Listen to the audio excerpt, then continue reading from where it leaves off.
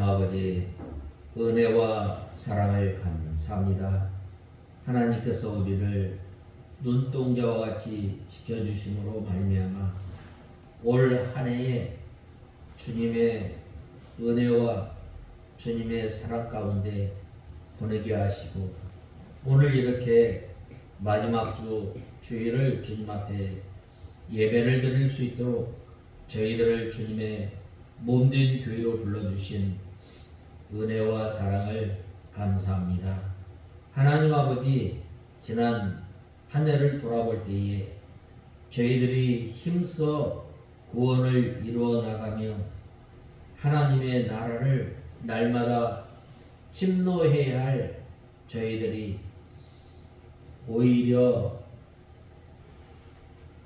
저희들이 그 베풀어 주신 은혜를 잃어버리고 살았던 저희들 불쌍히 여겨 주시옵소서. 하나님 아버지, 저희들이 한 날 한 날 살아가면서 알고 모르고 지은 우리 죄를 용서하여 주시고, 예수님께서 이 땅에 태어나심으로 말미암아 하나님께는 영광이고 땅에서는 구원받은 백성들의 기쁨과 평화를 허락하여 주셨던 것처럼, 하나님 아버지, 저희들이 주님의 뜻을 이루며 살아가는 저희들 되게 하여 주시옵소서. 들에서 양을 치던 목자들이 그 이루어진 일들을 보고 달려가서 아기 예수께 경배하였던 것처럼, 저희들이 은혜의 자리, 또 하나님의 백성으로서의 능력의 자리, 또 날마다 하나님의 나라를 침노해 나가는 자리를 통해서 저희들이 이 믿음의 집을 지을 때에 모래 위에 집은 집이 아닌 반석 위에 집을 지어 주님께 칭찬받는 저희를 되게 하여 주시옵소서.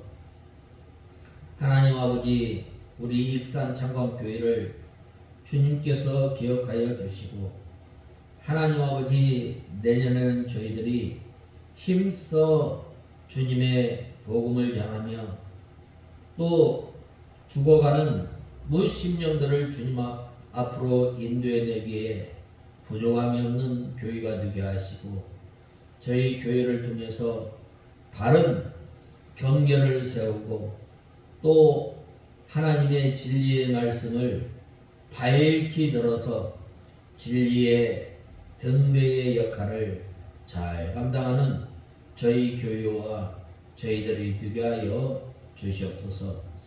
하나님 아버지, 이 시간 저희들 하나님의 말씀을 듣고자 합니다. 이 시간도 성령 하나님께서 저희의 심령을 주장하시고 저희들을 주님의 진리 가운데로 인도하여 주시옵소서. 이 시간 말씀을 전하는 종에게 능력의 손으로 붙들어 주시고 예수님의 이름으로 기도드리옵나이다. 아멘. 하나님의 말씀은 이 요엘 2장 28절에서 32절까지 봉독해 올리겠습니다. 요엘 2장 28절에서 32절.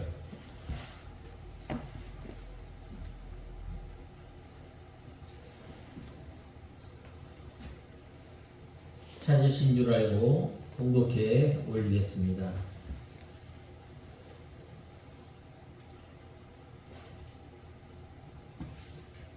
요엘 2장 28절에서 32절. 그 후에 내가 내 영을 모든 육체에게 부어줄 것이니 너희 자녀들은 예언하고 늙은이들은 꿈을 꾸며 젊은이들은 환상을 보게 될 것이다. 그 날에는 내가 남종들과 여종들에게도 내 영을 부어줄 것이다. 내가 하늘과 땅의 징조들 곧 피와 불과 연기 기둥들을 베풀 것이다. 해가 흑암으로 변하고 달이 피로 변할 것이니 크고 두려운 여호와의 날이 오기 전에 그렇게 될 것이다.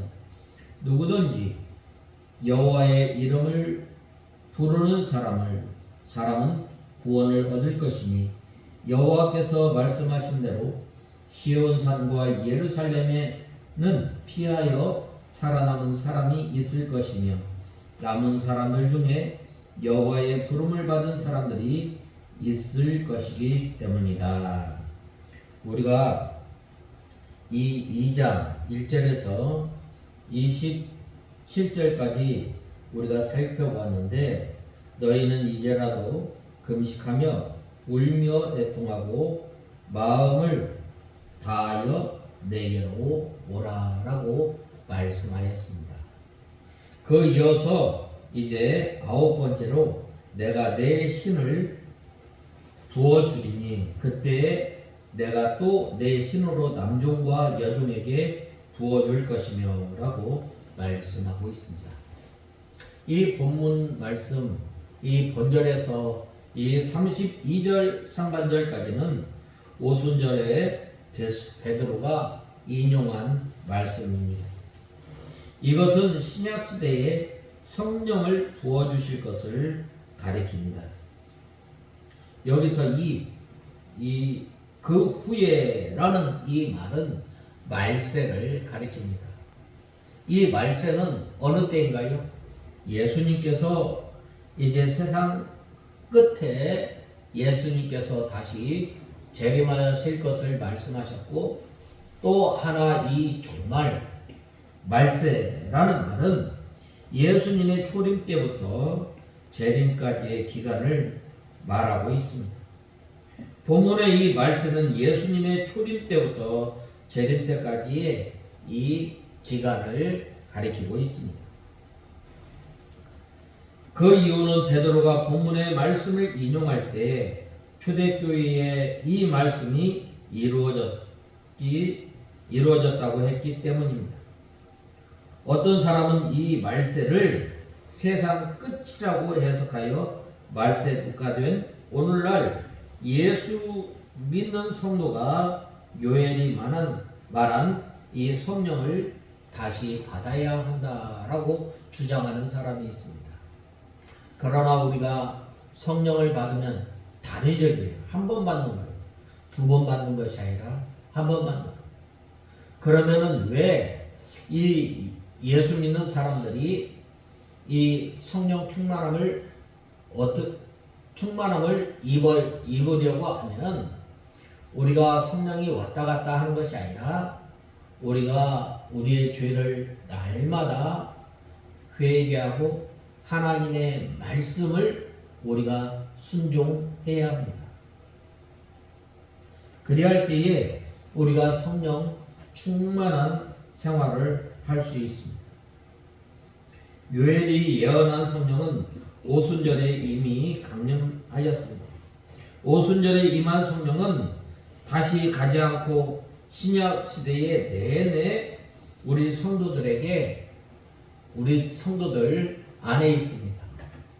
그러나 이 성령 하나님께서 왜 역사하지 않는가? 그것은 바로 우리 성도들이 이 하나님의 말씀을 불순종하고 또 죄로 인하여서 하나님께서 역사하지 않는 것입니다. 우리는 예수님을 믿을 때에 이미 성령을 받았습니다.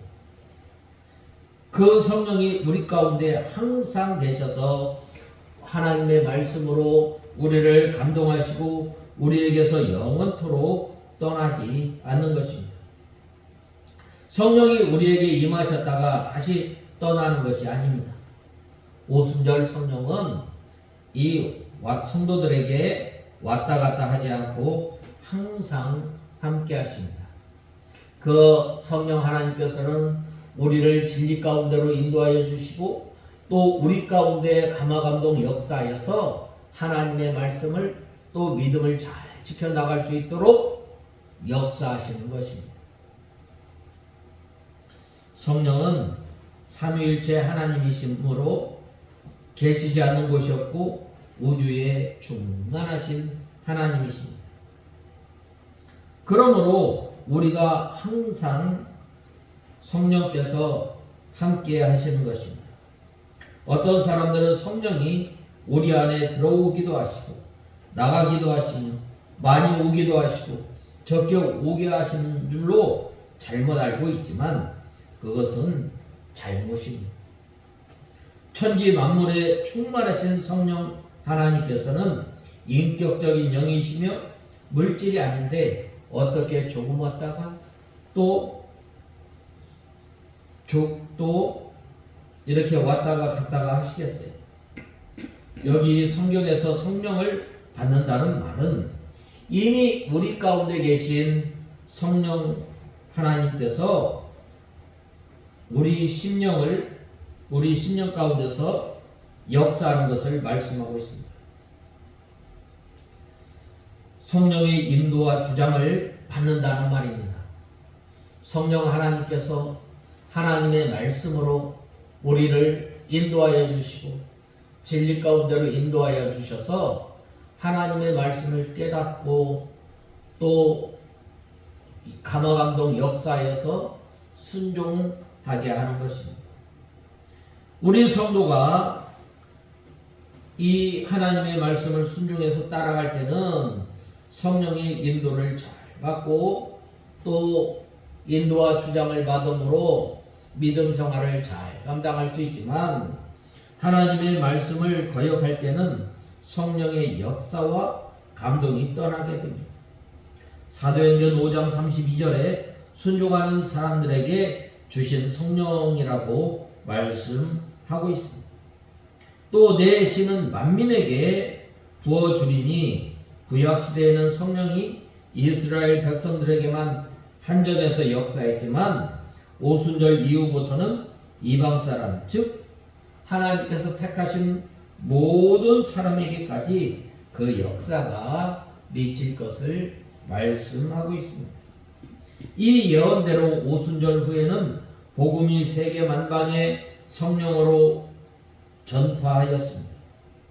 너희 자녀들이 미래를 말할 것이며 너희 늙은이는 꿈을 꾸며 너희 젊은이는 이상을 볼 것이며 라고 하였는데 남녀노소가 성령으로 예수님을 믿고 복음을 전파할 것을 가리키는 것입니다. 이 예언, 장래의 일, 이 예언한다는 것 우리가 잘 알아야 돼요. 하나님의 말씀이 예언이에요. 오늘날 저 오순절 주의자나 또 보면은 이 신비주의자들이 말하는 그 예언은 뭐예요? 바로 마치 이 무당처럼 무당에 굿하는 것처럼 말하는 거예요. 이 예언은 바로 하나님의 말씀입니다. 또 꿈 이상은 하나님의 뜻을 알게 해주시는 방편입니다. 하나님의 뜻을 알게 해주시는 방편으로서 남녀노소가 다 같이 하나님의 뜻을 깨닫고 예수 그리스도를 믿고 복음을 전할 것을 가리키는 거예요. 꿈, 이상 이것을 통해서 이 하나님의 뜻, 하나님의 말씀을 또 복음을 잘 전하는 거예요. 구약시대에는 성령께서 하나님의 뜻을 예언, 꿈, 환상, 우림과 춤림, 비유적 현상으로 알게 해주셨어요. 이때는 계시가 완성되지 않았기 때문에 하나님께서 여러 가지 그 방편으로 하나님의 뜻을 알게 해주십니다. 그런데 오늘날 계시가 이 종결될 다음에도 계속해서 꿈, 이상 이것을 말하는 사람들이 많이 있어요. 내가 꿈을 꾸었더니 꿈은 우리가 이 계시가 완성된 다음에는 믿을 필요가 없는 것입니다. 그러나 신약시대에는 성령께서 성경 말씀으로 역사하십니다. 요한복음 16장 13절에 그러나 진리의 성령이 오시면 그가 너희를 모든 진리 가운데로 인도하시리니 그가 자의로 말하지 않고 오직 듣는 것을 말하시며 장래 일을 너희에게 알리시리라 라고 말씀하고 있습니다. 성령으로라야 하나님의 말씀을 깨달을 수 있는 것입니다. 성령 하나님께서 우리를 진리 가운데로 인도하여 주시고 성령 하나님께서 우리 가운데 역사하심으로 말미암아 하나님의 뜻을 깨닫고 하나님의 말씀을 순종해 나가는 것입니다. 여기서 이 내신이라고 하였는데 성령을 가리킵니다. 남종과 여종은 이 남녀 교역자를 가리키고 또 성도들을 가리키기도 합니다. 왜냐하면 성도들은 누구나 다 전도할 책임이 있기 때문입니다. 하나님께서 왜 우리를 선택하시고 왜 하나님께서 우리를 구원하여 주시고 왜 하나님께서 우리를 하나님의 백성으로 삼으신 거예요? 바로 이 하나님의 백성을 삼으라는 것입니다. 때를 얻든지 못 얻든지 이것은 명령이에요. 명령. 그러므로 이 말씀은 하나님께서 모든 성도들에게 성령을 부어주실 것을 가리킵니다. 특별히 하나님의 종에 위치 있는 자들에게 성령을 주십니다. 종은 자기를 위하여 살지 않고 주를 위해 살고 자기 뜻대로 살지 않고 주님의 뜻대로 사는 자들이며 소유권이 없습니다. 이와 같이 종의 위치에 있는 교역자나 성도들에게 이 성령의 감동과 인도를 받게 되고 예언할 수가 있는 것입니다. 여기에서 이 사도행전 2장 18절에 그때 내가 내 영으로 내 남종과 여종들에게 부어주리니 저희가 예언할 것이요 라고 하였습니다. 여기에서 이 예언을 한다라는 말은 이 몇 가지 뜻이 있는데 바로 이 예언은 성경에 관한 성경에 기록한 말세의 예언을 말하고 있습니다. 곧 예수님의 재림하는 일과 그날의 성도가 부활하는 일, 또 천년 왕국, 영원한 세계에 대한 증거는 다 이것이 바로 예언입니다. 우리 성도 자신이 먼저 이 말세에 대한 하나님의 말씀, 성경 말씀을 증거해야 합니다. 이것이 바로 참된 예언입니다. 이 예언은 무당이 말하는 것처럼 이 미래의 일을 말하는 것이 아니라 성경에서 말하는 이 천년 왕국이나 또 영원한 하나님의 나라나 또 이 말세에 되어질 일, 이러한 것들을 말씀하고 있습니다. 오늘날 그릇된 신비주의자들이 하나님 앞에 직접 받아서 예언한다고 하면서 성경 말씀에 어긋나는 말을 하는 것은 자기도 속고 다른 사람도 속이는 것입니다.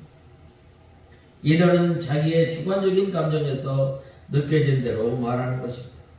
그것은 하나님께서 주신 말씀이 아니라 자기 마음에서 나오는 말임으로 거짓 예언입니다. 에스겔서 3장 13장 3절에 주 여호와의 말씀에 본 것 없이 자기 심령을 따라 예언하는 우매한 선지자에게 화가 있을진저라고 말씀하고 있습니다. 두 번째로는 이 예언은 성경 말씀 전체가 예언입니다. 계시록 1장 3절에 이 예언의 말씀을 읽는 자와 듣는 자들과 그 가운데 기록한 것을 지키는 자들이 그 가운데 기록한 것을 지키는 자들이 복이 있나니 때가 가까움이라 라고 하였고, 디모데전서 1장 18절에 아들 디모데야 내가 내게 이 경계로서 명하노니 전에 너를 지도한 예언의 말씀 예언을 따라 그것으로 선한 싸움을 싸우며 라고 말씀하고 있습니다. 이 예를 들면 예수를 믿으면 천국 간다는 말이 말고 이 예언입니다. 왜냐하면 천국 가는 일이 앞으로 될 일이기 때문입니다. 하나님의 말씀 성경을 그대로 행하면 복을 받는다는 말씀과 행하지 않으면 저주를 받는다는 말씀도 예언입니다. 왜냐하면 그 이유는 복 받는 일과 저주 받는 일도 앞날의 일이기 때문입니다. 그러므로 하나님의 말씀 성경 말씀을 전하는 것도 다 예언입니다. 또 세 번째로 이 예언은 성경 말씀을 깨달은 것과 그 말씀대로 자기 영이 새롭게 되어 새로운 심령으로 하나님의 말씀을 전하는 것도 이 예언입니다. 성도가 하나님의 말씀대로 새 생명이 자라나면서 새로운 세계를 발견하고 하나님의 말씀을 전하면 그것이 예언이고 새 방언입니다. 우리가 이 방언 알아듣지는 못하는 말 그거 하는 것보다 사도 바울은 이 깨달은 말 5마디를 묵상하는 것이 더 유익하다라고 말씀하고 있습니다. 참으로 영적인 이 예언은 자기 영이 먼저 성경 말씀으로 살아서 산 역사로 하나님의 말씀을 전하는 것입니다. 이와 같이 생명의 역사가 속에 있고 새로운 은혜를 받아 진리의 말씀을 새롭게 깨달아 전하는 것이 바로 이 예언입니다. 앞선 2장 18절에서 27절 단락에서는 여호와의 날의 징벌 이후에 회개한 선민을 향한 여호와의 회복 약속을 점층적으로 나타내주고 있습니다. 이는 앞서 다룬 것처럼 이중적인 의미를 지닌 것으로 당시 메뚜기 재앙으로 크나큰 고통을 당하는 이 선민들에게 회개를 촉구하여 다시 회복의 은혜를 누릴 것을 가르친 것과 동시에 장차 선민들이 메뚜기 떼와 같은 무시무시한 이방 군대의 침공으로 나라가 파탄에 이른 지경을 예언적으로 제시하고 이에 대해서도 동일한 회개를 촉구하며 그 이후 임할 회복의 약속을 제시한 것이라 할 수 있습니다. 이러한 본문에서 이어지는 이 본문은 최후의 여호와의 날, 곧 종말론적 여호와의 날의 도래에 대해 예언하고 또 그 날이 도래할 당시의 징조에 대해서 예언하고 있습니다. 그리고 궁극적으로 남은 자의 실현할 구원을 예언하고 있습니다. 본문의 내용을 자세히 살펴보면 먼저 28절에서 30절은 하나님의 백성을 향하신 최후의 여호와의 날이 도래하기 이전에 다양한 징조들에 대해 다루고 있습니다. 여기서는 이 사도행전 2장 16절에서 16절과 관련시킬 수 있는 오순절 성령 강림의 사건과 밀접하게 연관시킬 수 있는 여호와의 신의 강림에 대하여 예언하고 있습니다. 28절에서 29절 아울러 마태복음 24장이나 또 계시록 6장 등과 관련시킬 수 있는 최후의 여호와의 날 도래 이전에 있을 하늘과 땅에서의 다양한 이적에 대하여 다루고 있습니다. 또 그리고 이어지는 이 본문 말미에는 31절에서 32절에 여호와의 날이 크고 두려운 심판 중에서의 여호와의 이름을 부르는 자들의 구원 현실에 대하여 예언하고 있습니다. 이 여호와의 날과 또 심판의 날과 동일시하는 접촉점으로 하여 요엘 선지자 당시 그 이후 아수르, 바벨론 등에 의한 선민 심판의 날을 넘어선 신약시대 그리고 종말의 날까지 바라보는 내용이라 할 수 있는 것입니다. 아울러 이에 심판날에 닥칠 크나큰 시련만 아니라 여호와의 이름을 부르는 자가 구원을 얻으리라는 복된 약속 선언 그리고 크나큰 말세의 시련 가운데서도 남은 자가 있을 것이며 하나님께서 그들을 친히 불러 구원에 이르게 하시겠다는 감격스럽고도 의대로운 구원의 약속까지 내포하고 있는 것입니다. 바로 이러한 측면에서 보면 이 본문은 요엘 시대를 넘어서 구속사의 전체를 망라하여 항구적이고 완전한 구원의 성취까지 예언한 열려있는 책이라 할 수 있는 것입니다. 특별히 오늘 본 말씀 28절에서 30절에서는 하나님께서 심판의 날로 정하신 여호와의 날의 도래 이전에 임할 징조들을 다루고 있는 것입니다.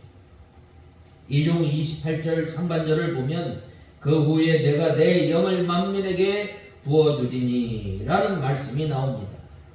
여기에서 이 만민은 세상 모든 사람들을 가리키는 것이 아니라 이는 심판의 날 구원받을 하나님의 언약 백성들 모두를 가리킵니다. 우리가 잘 알아야 할 말은 하나님께서 온 인류를 위해서 오신 것이 아니라 온 인류, 만민이라는 말은 차별 없이 구별 없이 하나님께서 하나님의 택한 백성들을 구원하신다는 말입니다. 즉 본문은 하나님께서 말세에 당신의 백성들을 구원하시기 위해 성령으로 인치실 것을 나타낸 것이라 할 수 있습니다. 이러한 본문의 표현은 우리에게 한 가지 중요한 영적인 진리를 가르쳐 줍니다. 그것은 누가 진정 하나님의 백성이냐 하는 것입니다. 이에 대해 우리는 어떤 답변을 제시하겠습니까?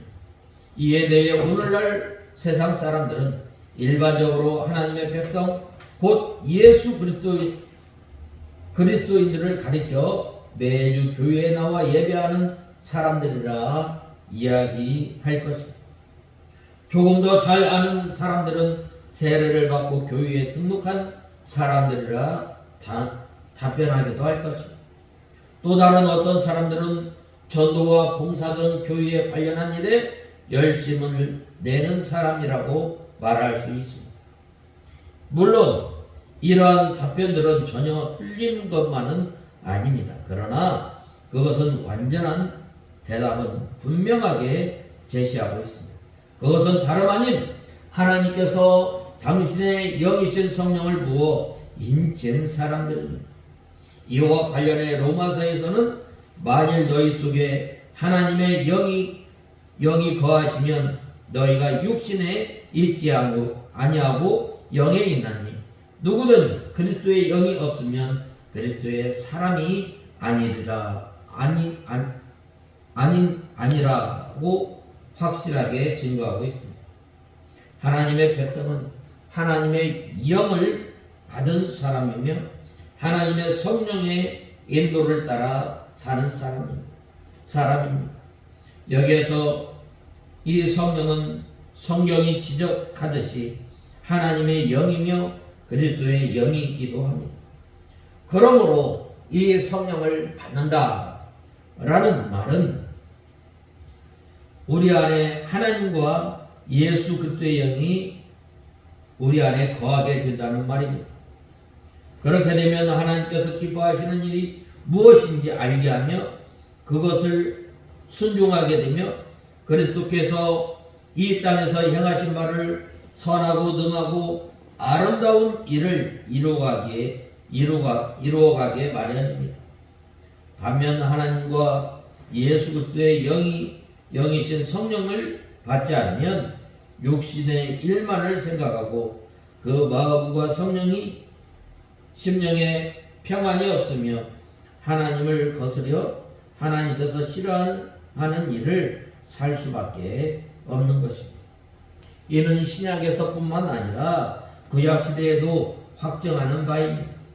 에스겔 선지자는 이와 관련해 하나님의 계시를 통해 또 새 영을 너희 속에 두고 새 마음을 너희에게 주되 너희 육신에서 굳은 마음을 제거하고 부드러운 마음을 줄 것이며 또 내 신을 너희 속에 두어 너희로 내 율례를 행하게 하리니 너희가 내 규례를 지켜 행할지니라 라고 말씀하고 있습니다. 우리가 하나님의 말씀을 순종하는 것, 우리가 성령의 인도와 주장을 받아 살아나가는 것, 내 힘, 내 의지가 아니라 바로 성령 하나님께서 우리 안에 계심으로 우리 가운데 역사하시고 또 주관하시기 때문입니다. 우리는 이러한 성령의 가르침 앞에 우리 자신을 돌아볼 필요가 있는 것입니다. 과연 우리는 하나님의 성령을 받은 사람인지, 또 하나님께서 기뻐하시는 일, 영의 일을 추구하는 삶을 살아가는지 우리가 돌아보아야 합니다. 우리가 이 성령을 받지 못하였다면 성령 받은 자로 영적인 삶, 하나님께서 기뻐하시는 삶, 하나님의 말씀을 즐거이 자원하여 준행하지 않는다면 우리가 아무리 오랜 세월 교회에 등록하고 출석해도 공식적으로 세례를 받았다 할지라도 마지막 심판으로부터 구원에 이를 수 없는 것입니다. 오직 성령을 받은 자, 성령의 인도를 따라 살아가는 사람만이 마지막 날 영광스러운 하나님의 백성으로서의 구원의 자리에 들게 되는 것입니다. 본문의 말씀을 보기 전에 앞선 본문과 본 말씀을 비교해 보면 이 본문에서 말하고자 하는 내용보다 더 분명해지는 것입니다. 우리는 하나님의 백성으로서 하나님의 성령이 우리 가운데 임하였는데 이제는 우리를 진리 가운데로 인도하여 주시고 날마다 새 영을 부어주시는 하나님, 우리가 부드러운 마음으로 또 겸손하고 온유한 마음으로 하나님의 말씀을 받아 순종해 나가는 저와 여러분이 다 되어야 하겠습니다. 그 다음에는 이 10번째로 내가 이적을 하늘과 땅에 베풀리니라고 말씀하고 있습니다. 여기에서 이 하늘은 신령한 영역입니다. 또 신령한 영역에서는 구원의 기사가 나타나는 것입니다.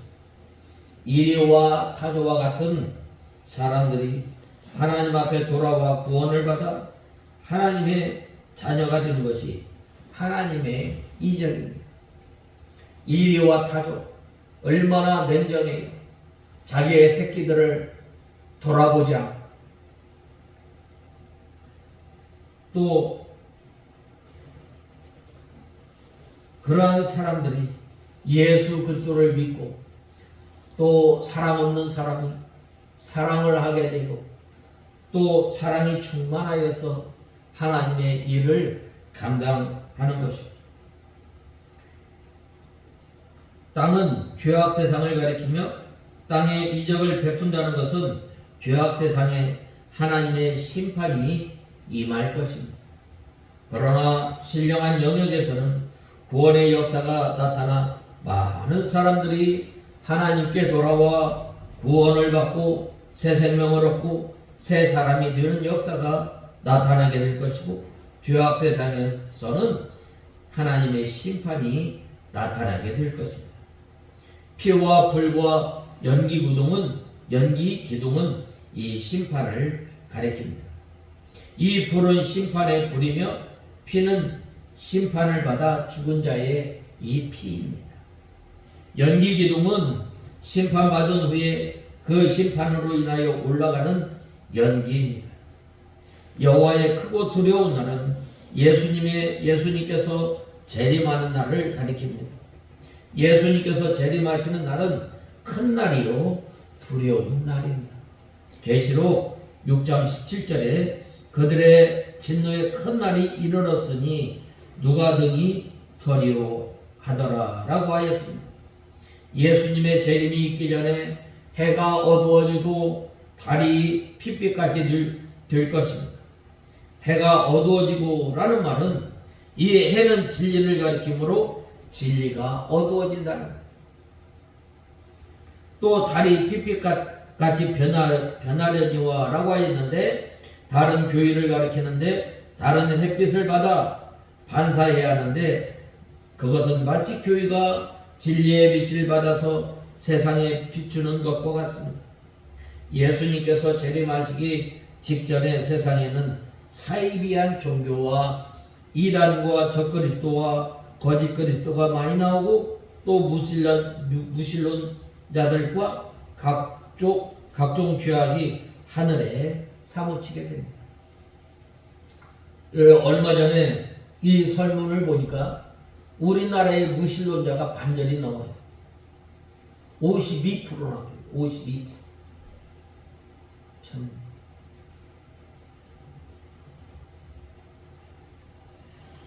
살았다는 이름을 가졌으나 실상은 죽은 교회가 됩니다. 마태복음 24장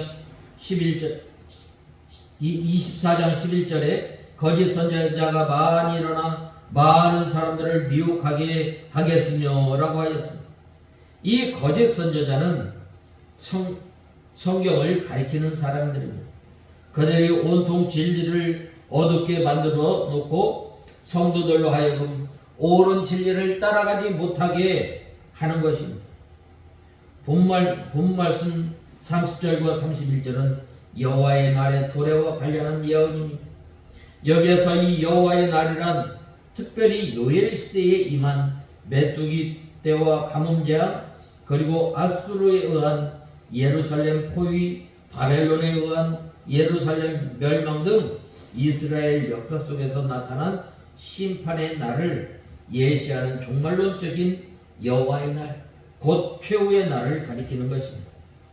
본문에서 하나님께서는 이 여호와의 날에 대하여 크고 두려운 날이라고 말씀하셨는데, 이는 본문에서 말씀하시는 여호와의 날들과는 비교할 수 없이 두려운 날이 될 것이라는 것을 시사하여 두고 있습니다.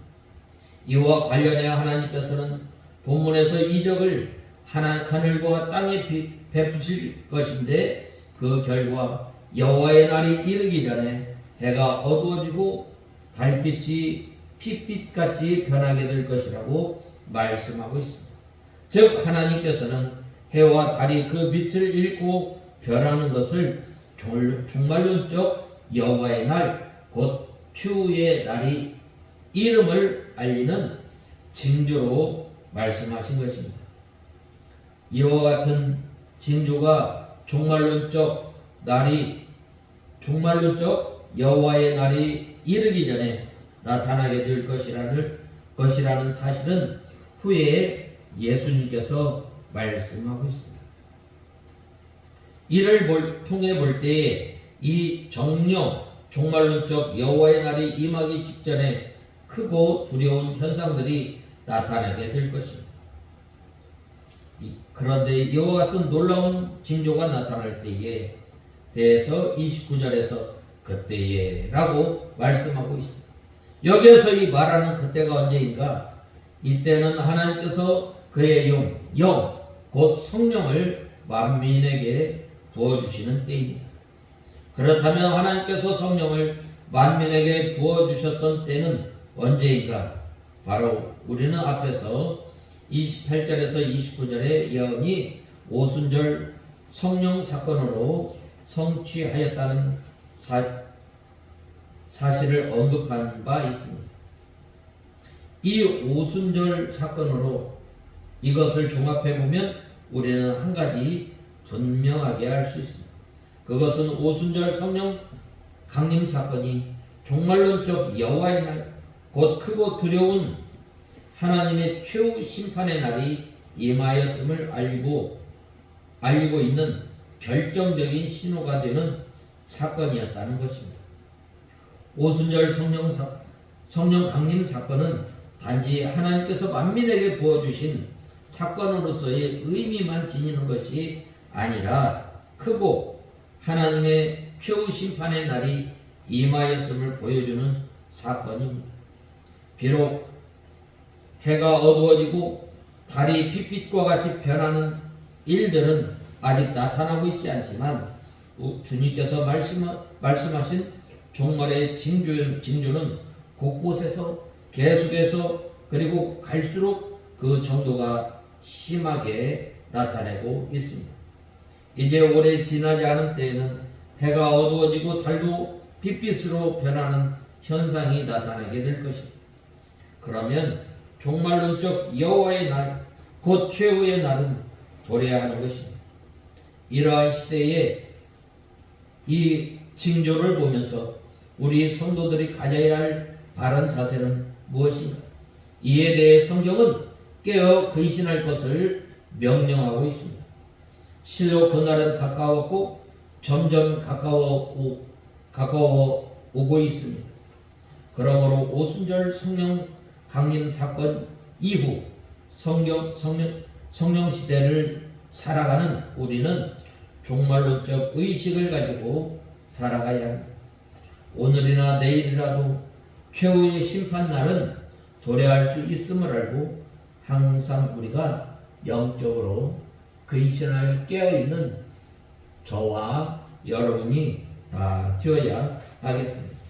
마지막으로 여호와의 이름을 부르는 자는 구원을 얻으리니라고 말씀하고 있습니다.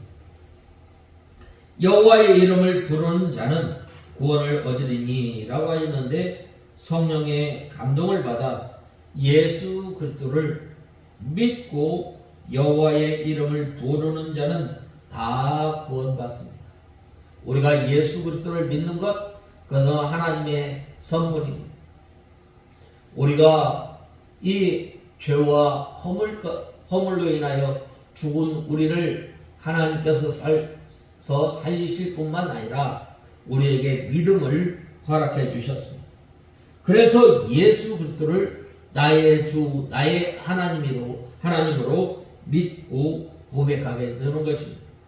또 환난이 심하여 주의 이름을 부르기 힘들 때에 주님을 믿고 입으로 시인하는 자는 구원을 얻게 된다라는 말입니다.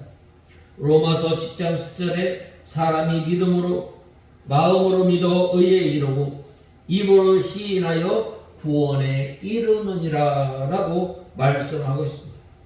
곧 말세에 예수 믿는 사람을 핍박할 때에 예수의 이름을 증거하는 자가 영이 자라나며 구원을 이루어 나가는 것입니다. 환난이 심해져 진리가 어두워지고 교회가 다 죽는 그때에 생명을 내놓고 예수님의 이름을 부르고 입으로 증거하고 사람이 구원을 이루어 나갈 수 있고 영광스러운 구원에 참여할 수 있는 것입니다.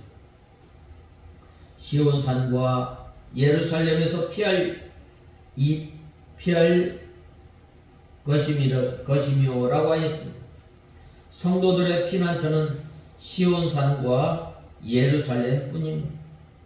시온산과 예루살렘은 이 유다 땅에 있는 시온산과 예루살렘을 가리키는 것이 아니라 이 영적 시온산과 예루살렘, 곧 하나님께서 계신 곳을 말씀하고 있습니다. 영적 시온산을 향해 올라가는 성도는 그곳이 피난처가 됩니다. 영으로 하나님을 찾아가며 영으로 하나님께서 계신 곳을 향해서 점점 전진하고 올라가는 사람은 참된 피난처에 있는 사람입니다. 이 신령한 시온산에 올라가면 세상 근심 걱정이 들어오지 못하고 아무리 큰 환난 핍박도 성도들을 해하지 못합니다. 그곳은 언제나 만세반석처럼 견고한 피난처요 평안하고 기쁨이 넘치는 것입니다. 또 이 남은 자 중에 여호와의 부름을 받을 자가 있음이로라 라고 하였는데, 이 남은 자는 바로 이 택한 하나님의 백성들을 가리킵니다. 여호와 하나님께서 택한 백성들을 불러서 구원시키겠다는 말입니다. 이사야서 6장 13절에 그중 10분의 1이 오히려 남아있을지라도 이것도 삼키움 받을 것이니 밤나무 상수리 나무가 배임을 당하여도 그 구루터기는 남아있는 것 같이 거룩한 씨가 이 땅의 구루터기니라 라고 말씀하고 있습니다. 본 말씀 32절을 보면 누구든지 여호와의 이름을 부르는 자는 구원을 얻을 것이라고 말씀하고 있습니다. 앞선 28절에서 31절까지는 최후의 여호와의 날에 대한 여러 징조들에 대해 언급하였습니다. 여기에서 예언한 여호와의 날은 여호와의 심판의 날입니다. 때문에 그날은 두려운 날이며 큰 공포의 날입니다. 특히 종말론적인 여호와의 날은 전 우주적인 격변이 일어나고 악인들이 영원한 멸망의 심판을 받는 날이기 때문입니다. 그 이전에 어떤 여호와의 날과도 비교할 수 없을 만큼 크고 두려운 날입니다. 그러나 본문은 종말론적인 여호와의 날이 비단 크고 두려운 날만은 아님을 말씀하고 있습니다. 바로 그 날은 여호와의 이름을 부르는 자, 그에게 피하는 자에게 구원이 될 것이라고 선포하고 있습니다. 같은 여호와의 날이지만 악인에게는 크고 두려운 날, 또 심판의 날인 반면 여호와의 이름을 부르는 자들에게는 구원의 날이 되는 것입니다. 바로 그 날은 마치 출애굽기에 기록한 바 이스라엘 자손들의 출애굽을 가능케 했던 결정적인 사건이 있었던 유월절과 같은 것입니다. 이스라엘 자손들이 출애굽하는 날에 애굽에는 장차 재앙이 임하였습니다. 이 장자 재앙은 하나님께서 애굽에서 내리신 10가지 재앙 가운데 마지막 재앙이었습니다. 이스라엘 자손들은 이 10번째 장자 재앙을 통해서 비로소 애굽에서 떠날 수 있었던 것입니다. 이 재앙은 애굽 땅 전역에 임하였습니다. 애굽 땅에 살아있는 모든 존재, 사람을 비롯한 동물까지도 이 재앙을 피해갈 수 없었던 것입니다. 그리고 이는 이스라엘 자손들도 마찬가지였습니다. 그러나 하나님께서는 유월절 의식을 통하여 이스라엘 자손에게는 이러한 재앙이 미치지 않게 하였습니다. 그리하여 유월절은 애굽 사람들에게는 심판의 날이 된 반면 이스라엘 자손들에게는 영원한 구원의 날이 되었던 것입니다. 이와 마찬가지로 종말론적인 여호와의 날도 악인에게는 영원한 심판의 멸망이 닥치는 심판의 날인 반면 하나님의 이름을 부르는 사람들에게는 죄와 사망 권세에서 완전히 해방하는 영원한 구원의 날이 되는 것입니다. 이 날에 하나님께서는 하나님의 이름을 부르는 자들은 구원을 받게 됩니다. 그러나 그 구원은 특정한 사람에게만 한정되어 있지 않습니다. 오직 하나님의 이름을 부르는 자는 그가 누구이든지 상관없이 차별 없는 구원을 받아 누리게 되는 것입니다. 여기에는 종족이나 혈통이나 사회적 신분 등에 의한 차별이 존재하지 않습니다. 하나님의 차별은 하나님의 이름을 부르냐 부르지 않느냐에 의해 이루어지며 그러한 차별은 영생과 영벌을 결정하게 됩니다. 그러나 여호와의 이름을 부르는 자는 그가 누구이든지 다 구원을 받는 것입니다. 이는 과거의 6월절에 이스라엘만 아니라 이방인들 가운데서도 하나님의 이름을 부르며 하나님의 말씀을 따라 문인방과 문설주의 어린 양의 피를 바른 자들은 장차 재앙으로부터 구원을 받은 사실을 통해서도 확인하는 바입니다. 여기에서 하나님의 이름을 부른다라는 말은 입술로 하나님의 말씀, 하나님의 이름을 부르는 것을 의미하지 않습니다. 하나님의 이름을 부른다라는 말은 하나님을 전적으로 믿고 의지하고 섬기는 것을 말하고 있습니다. 아무리 열심히 교회를 다니고 또 종교의식을 잘 참여하고 주여 주여 외치며 하나님의 이름으로 온갖 일을 행하였다 해도 하나님을 참으로 믿고 전적으로 의지하지 않는 사람은 여호와의 날이 하나님으로부터 내가 너희를 도무지 알지 못한다 라는 선고를 듣게 됩니다.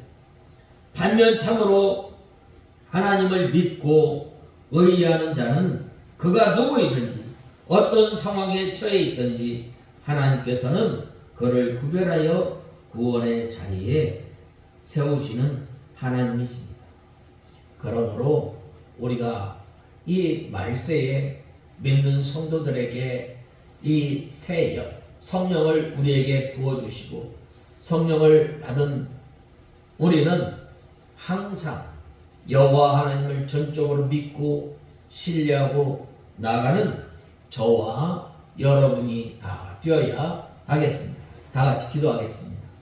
하나님 아버지 은혜와 사랑을 감사합니다. 여호와의 이름을 부르는 사람은 이 구원을 얻으리니 라고 하였는데 하나님께서 택한 백성들에게 믿음을 허락하여 주시고 예수 그리스도를 믿을 때에 성령을 우리에게 허락해 주셨는데 하나님 아버지 저희들이 날마다 하나님의 말씀을 통해서 저희가 인도함을 받고 순종해 나갈 때 성령 충만한 생활을 하게 하시고 날마다 저희들이 여호와 하나님의 이름을 부르며 살아가는 저희들 되게 하여 주시옵소서. 여호와 하나님의 이름을 부른다는 것은 전적으로 하나님을 믿고 순종 신뢰하는 것이라고 했는데 저희들이 이 항상 여호와 하나님을 믿고 신뢰하며 살아가는 여호와 하나님을 나의 목자로 삼고 살아나가는 저희들 되게 하여 주시옵소서. 예수님의 이름으로 기도드리옵나이다. 아멘.